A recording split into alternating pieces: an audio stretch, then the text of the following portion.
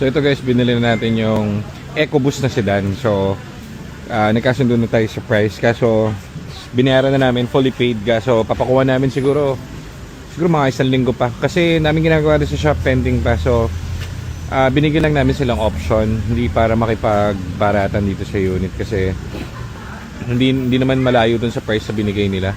Pampatowing lang. Kasi eto, nakakaya naman kung dito namin gawin yung starter. Starter performance kasi ito. So nakakaya kapag dito ginawa, busy sila saka daming ano rito, ganap sa kanila. So teka, may tumatawag. Hello? Hello? Yes boss, ano yun boss?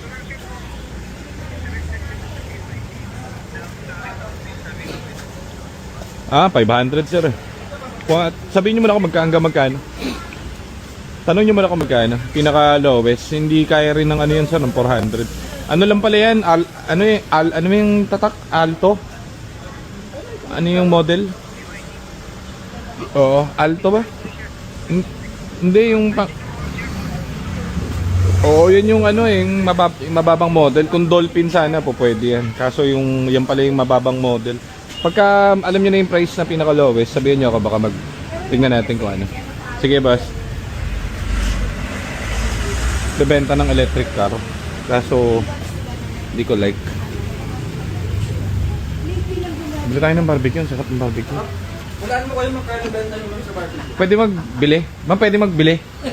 Actually, oo nga, no? Bili tayo sa shop, sa garahe. Para may merienda. Ang sarap, mataba eh. Ano siya kuya? Bato ko ba? Wala mo magkano kuya? 25. 30 nga piso. Mabot tayo marami. Ang sarap yung timple. Nga po yung timpla. Bili ako ano? Timpla siya ng late husband. Ah, talaga ba? Pinatay yung husband ko in Orlando. Saan mo? Yung kumarin elementary school. Same as my mother. Pinulda. Ano naman? Office. Sa office po, mga nangutang. Binaril din po. Same po.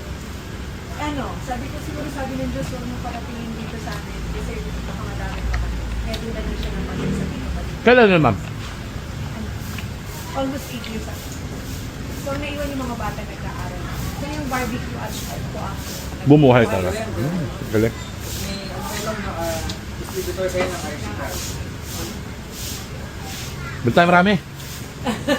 Harap. Easy yan. Meron bang ano ma'am? Iniihaw ba ito ma'am? Iniyaw.